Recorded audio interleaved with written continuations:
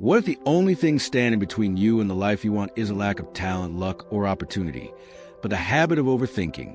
In this powerful audiobook of Think Less, Do More by Peter Hollins, you'll discover why waiting for motivation keeps you stuck, how perfectionism secretly steals your progress, and why action, imperfect, messy, immediate action, is the real shortcut to confidence, clarity, and success. If you ever felt trapped inside your own thoughts, constantly planning but rarely starting, this book will challenge the way you see fear, doubt, and hesitation. Stay with this audiobook until the end, because by the final chapter, you won't just understand why you've been stuck.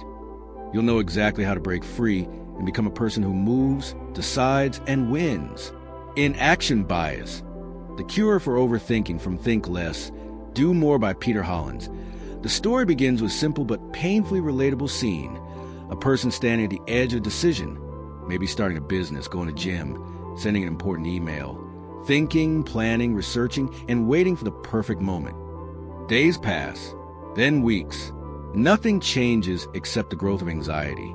Hollins explains that overthinking feels productive because our brains mistake mental activity for real progress. But in truth, thinking without acting is like revving a car engine in neutral. You burn fuel but go nowhere. He introduces a concept of action bias, the powerful tendency to choose action over endless deliberation, and argues that progress is built not on perfect plans but on imperfect steps. Through engaging examples, he shows that clarity does not come before action. It comes because of action. When you move, you get feedback. When you get feedback, you adjust. And through adjustment, you improve. The chapter highlights several key learning points. First, action reduces anxiety, while overthinking magnifies it. Second, momentum creates motivation, not the other way around. Third, imperfect action beats perfect inaction every time. And fourth, small steps break mental paralysis by lowering the emotional barrier to starting. Hollins emphasizes that waiting to feel ready is a trap. Confidence is built through doing, not thinking. By the end of the chapter, the message is clear and empowering. Stop trying to eliminate uncertainty before you begin.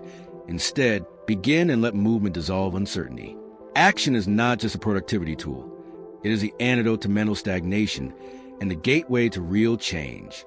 In Why We Overthink from Think Less, Do More by Peter Hollins, the chapter unfolds like a psychological detective story, pulling back the curtain on the hidden forces that trap us inside our own minds.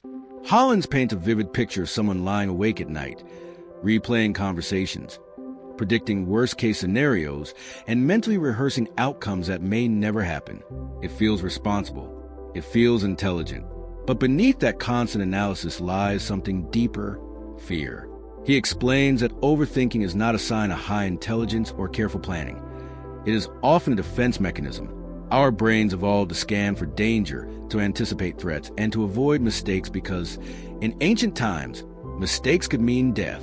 Today, however, the threat might just be sending a risky email or trying something new, yet our nervous system reacts as if survival is on the line. Hollins shows how perfectionism, fear of judgment, fear of failure, and the need for control fuel the cycle. The mind tells us, just think a little more and you'll be safe. But the more we analyze, the more possibilities we uncover, and the more overwhelmed we become. It becomes a loop, thought feeding anxiety, anxiety feeding more thought. One of the key learning points is that overthinking is an emotional problem disguised as a thinking problem. The solution is not better analysis, but better emotional management. Another insight is that uncertainty is unavoidable, and the desire to eliminate it completely keeps us stuck. Hollins also emphasizes that rumination gives a false sense of productivity. We feel busy, but we are not moving forward. Finally, he highlights that self-awareness is a first step to breaking the cycle. Once you recognize that your brain is trying to protect you rather than guide you logically, you can gently interrupt the pattern.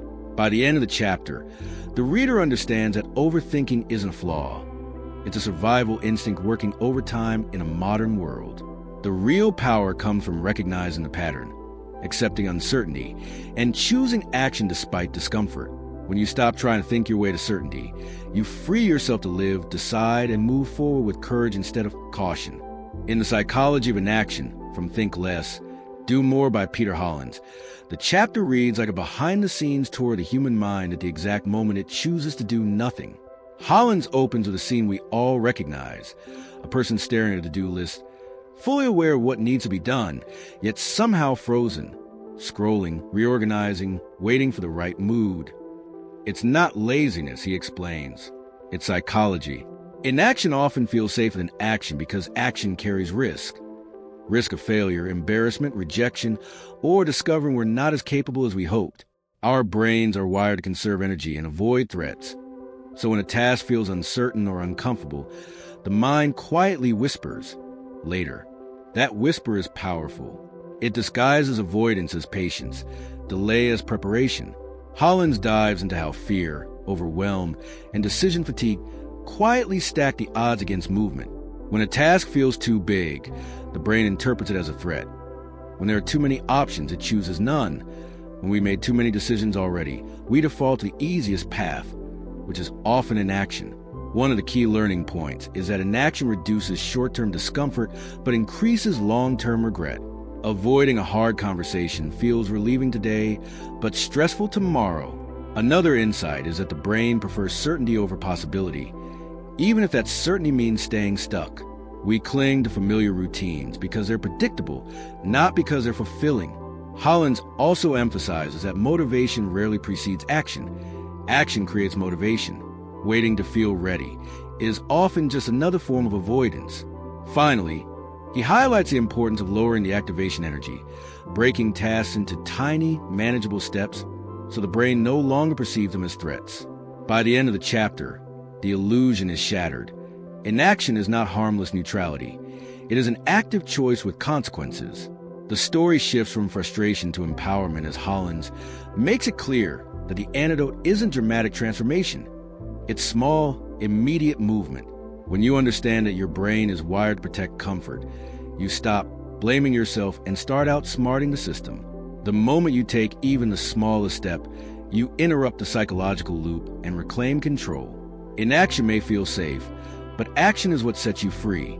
In The Myth of Motivation from Think Less, Do More by Peter Hollins, the chapter begins by dismantling a belief most of us quietly depend on. I'll start when I feel motivated. Hollins tells a familiar story of someone waiting for that magical surge of energy, the Monday morning spark, the New Year's fire, the sudden wave of inspiration that will finally make hard work feel easy. But the spark rarely arrives, and when it does, it fades quickly. Through sharp observations and relatable examples, he reveals that motivation is unreliable, emotional, and fleeting. It's like weather, sometimes sunny, often cloudy, and impossible to control. Building your life around it is like planning a road trip based on perfect weather forecasts. Hollins explains that motivation is often the result of action, not the cause of it. We mistakenly believe we need to feel inspired before we begin, but in reality, taking even a small step generates the momentum that creates motivation. One powerful learning point is that discipline beats motivation every time, because discipline is a decision, not a feeling. Another insight is that waiting for motivation strengthens procrastination, teaching your brain that action only happens when emotions are ideal. He also emphasizes that progress builds confidence, and confidence fuels further progress, creating a self-reinforcing loop that doesn't depend on mood. Instead of asking, "Do I feel like doing this?" the better question becomes, what is the smallest step I can take right now? The chapter also explores how external motivation, quotes, videos, hype, can temporarily excite us, but rarely sustains long-term change. True consistency comes from systems, habits, and identity. When you see yourself as someone who shows up, you act regardless of how you feel. Hollins ultimately reframes motivation as a bonus, not a requirement.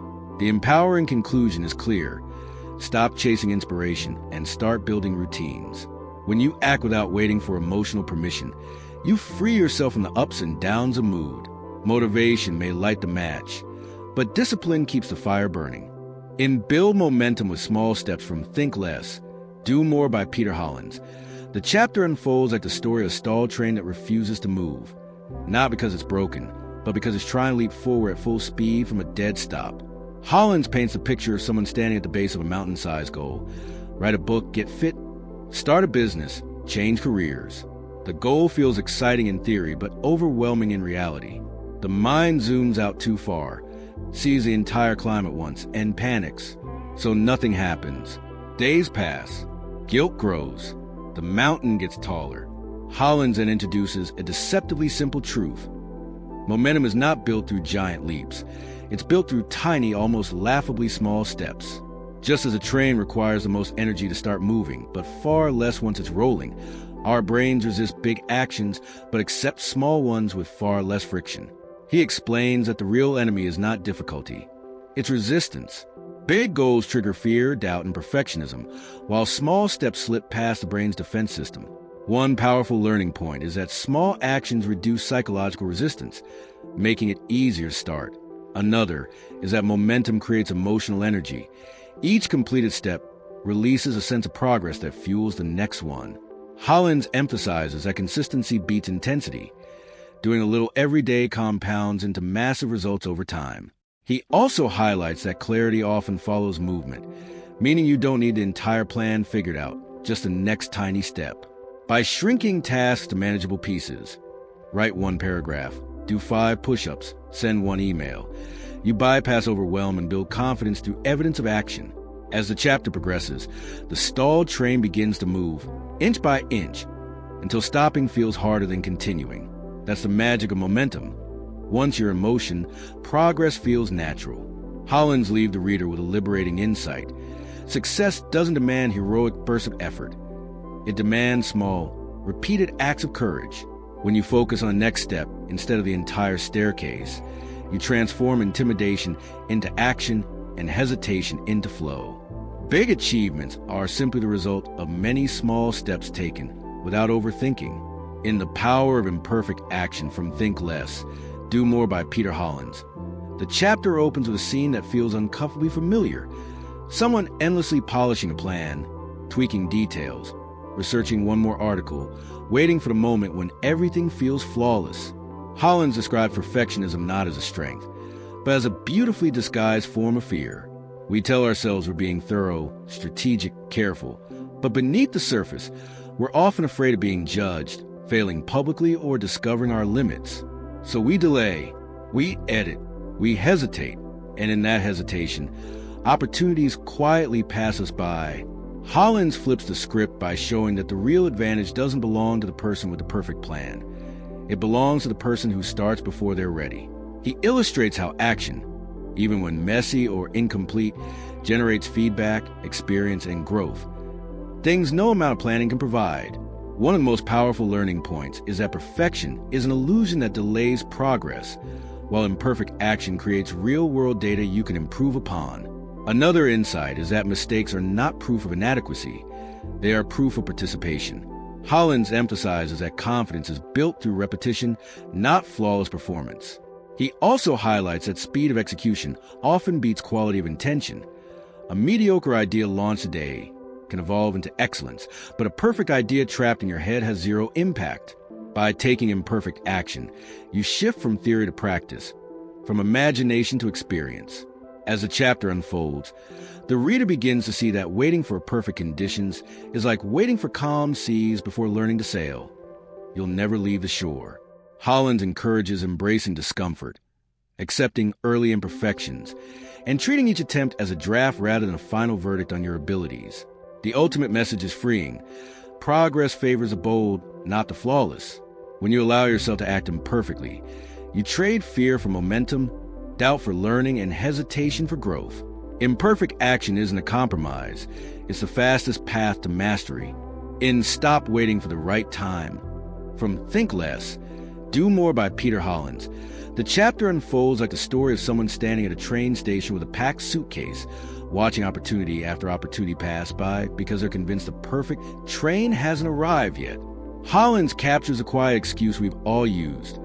I'll start when things calm down, when I have more money, when I feel more confident, when I have more time.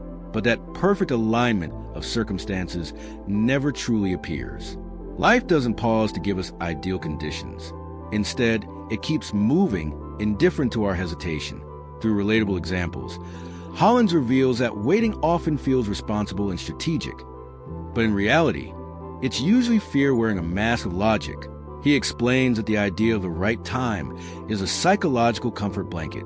We postpone action because uncertainty feels risky, and we imagine that future conditions will somehow eliminate that risk. One of the key learning points is that there is rarely a perfect moment, only a present one. Another is that waiting strengthens fear, because the longer you delay, the bigger and scarier the task becomes in your mind. Hollins also highlights that clarity and readiness are created through action, not beforehand. People who succeed aren't those who found ideal timing. They are those who acted despite imperfect timing. He emphasizes that circumstances will always be mixed, some factors supportive, others challenging. And if you wait for everything to be favorable, you may wait forever. As the chapter progresses, the narrative shifts from frustration to empowerment.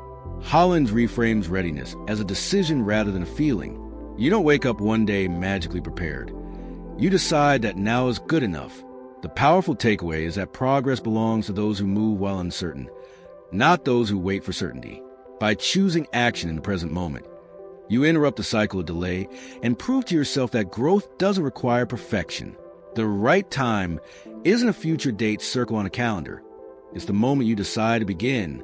In Decision-Making Made Simple from Think Less, Do More by Peter Hollins, the chapter feels like stepping inside the chaotic control room of the human mind, where dozens of flashing buttons represent choices, big and small, and every alarm is screaming, what if you choose wrong? Hollins paints a relatable scene of someone stuck between options.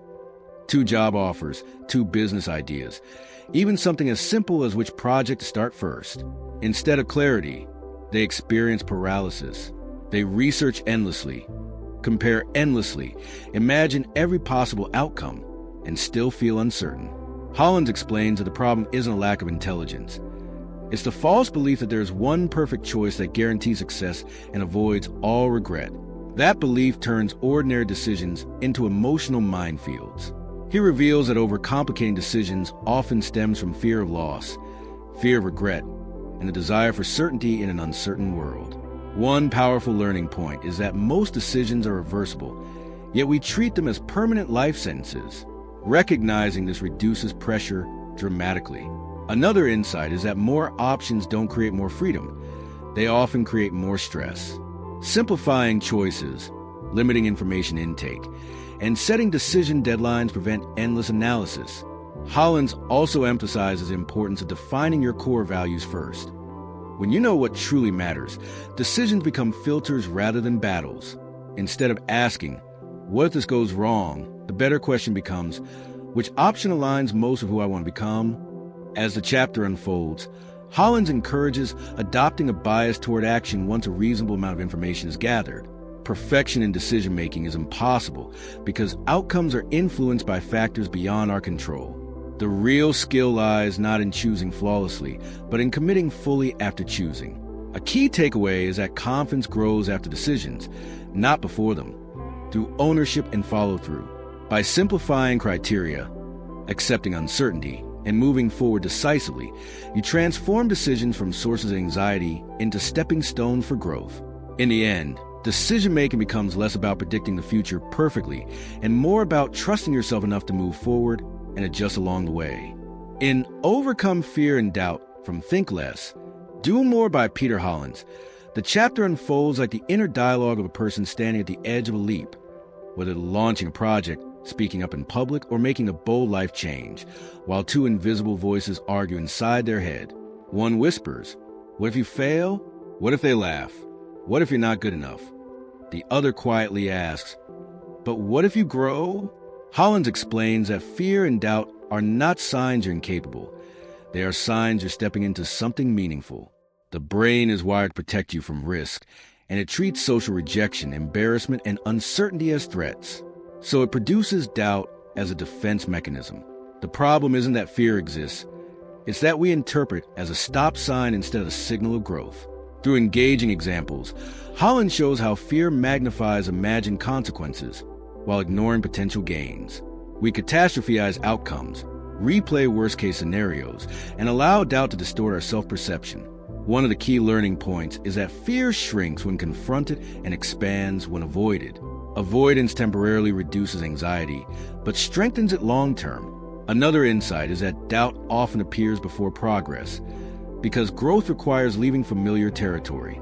Hollins also emphasizes that courage is not the absence of fear, it is action in spite of it.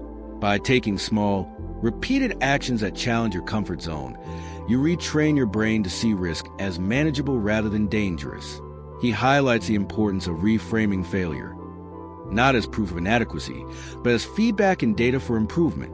As the chapter builds momentum, the narrative shifts from intimidation to empowerment. Hollins encourages developing emotional resilience by expecting fear instead of trying to eliminate it. When you anticipate doubt, you are less surprised by it and less controlled by it. The powerful takeaway is that confidence is built through evidence, and evidence comes from action. Each time you act despite fear, you gather proof that you can survive discomfort and even thrive in it. Fear and doubt may never disappear completely, but they lose authority when you stop obeying them. In the end, the chapter leaves you with a liberating realization. The very feelings that try to hold you back are often the gateway to your greatest growth. In Break the Perfectionism Trap from Think Less, Do More by Peter Hollins, the chapter unfolds like the story of a talented artist who never unveils their masterpiece, not because they lack skill, but because they keep adjusting the brushstrokes, convinced it's still not good enough. Hollins reveals how perfectionism disguises itself as high standards and ambition, when in reality it is often fear and elegant clothing. We tell ourselves we're just refining, just improving, just preparing. But beneath that refinement lies a deep anxiety about criticism, failure, and judgment. Perfectionism promises safety. If it's flawless, no one can criticize me. But in chasing flawlessness, we delay progress, suffocate creativity, and sometimes never begin at all. Hollins explains that perfectionism sets unrealistic expectations that no human effort can fully satisfy, creating a constant feeling of inadequacy. One of the most powerful learning points is that perfectionism is not about excellence. It's about avoidance. It avoids exposure, vulnerability, and the possibility of visible mistakes. Another insight is that done is better than perfect, because completion creates opportunity, while endless refinement creates stagnation. He emphasizes that mistakes are stepping stones, not verdicts, and that growth requires iteration, launching version 1.0, learning from feedback and improving over time. Hollins also highlights how perfectionism drains mental energy. When your standards are impossibly high, even small tasks feel overwhelming. By lowering the threshold for action and accepting good enough, you free yourself to move forward. As the chapter progresses, the story shifts from tension to liberation. Hollins encourages embracing vulnerability and viewing imperfection as a sign of authenticity rather than weakness. When you allow yourself to produce imperfect work, you gain speed, adaptability, and real-world learning. The key takeaway is that progress thrives on experimentation, not flawlessness. Perfectionism may feel protective, but it quietly steals time and momentum. Breaking the trap means accepting that excellence is built through imperfect attempts stacked over time. When you trade perfection for progress, you stop hiding behind preparation and start building a life shaped by action.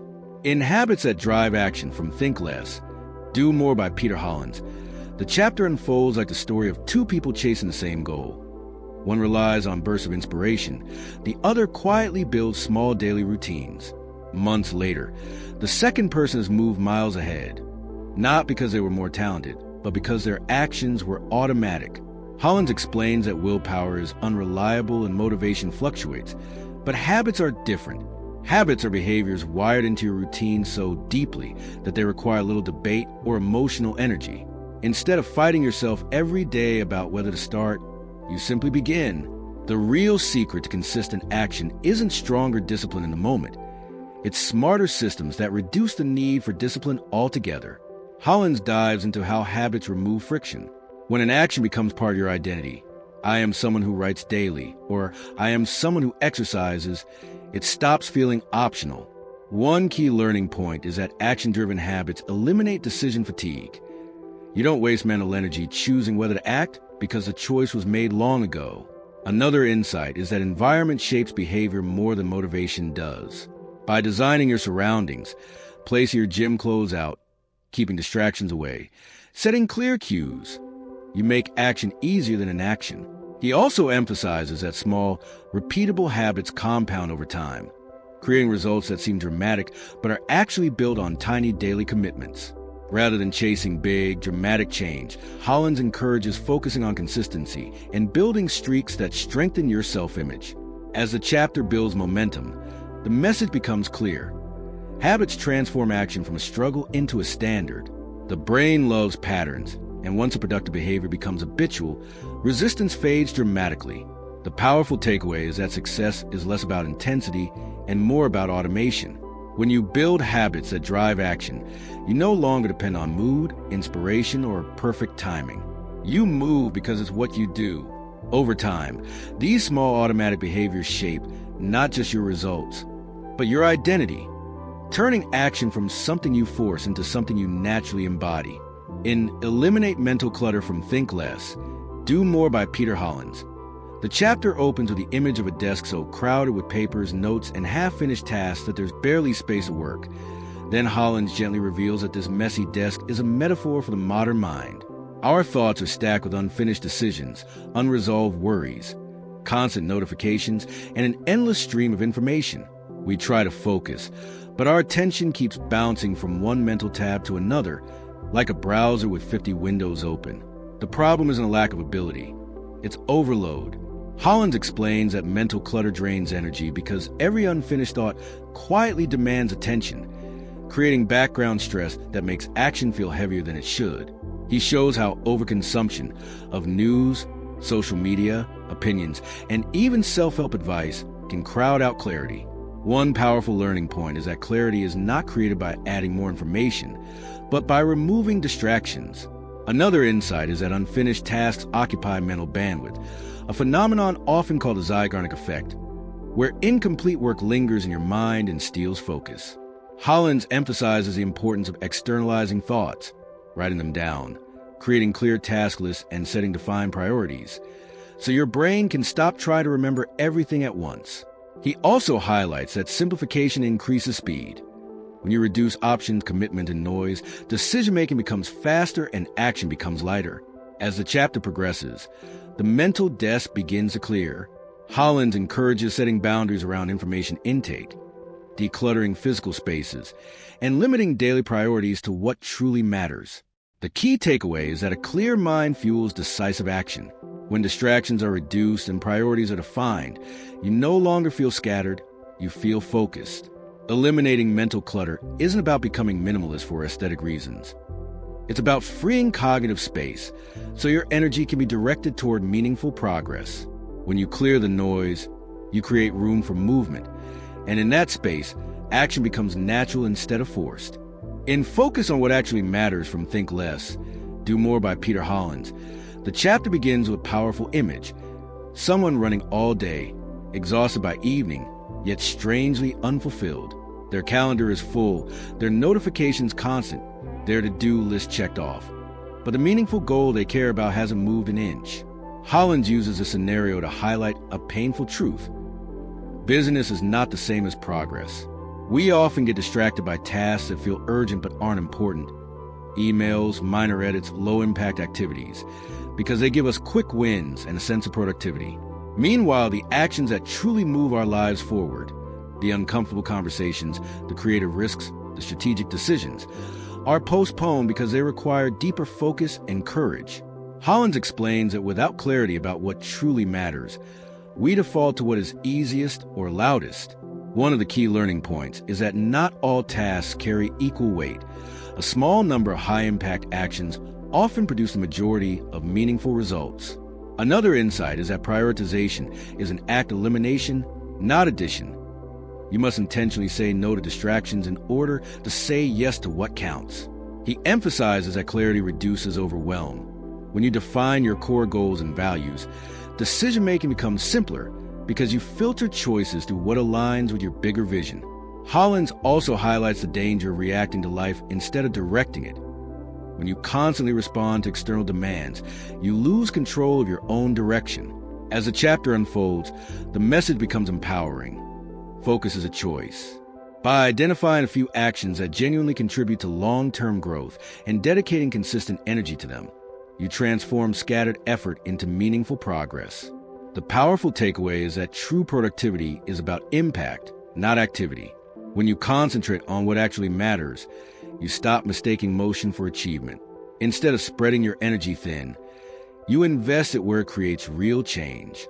In doing so, you reclaim your time, sharpen your direction, and move forward with purpose instead of pressure. In Becoming a Person of Action from Think Less, Do More by Peter Hollins, the chapter reads like the final transformation scene in a movie. The moment when a hesitant, overthinking protagonist realizes that change doesn't come from one dramatic breakthrough, but from repeated small decisions to move forward.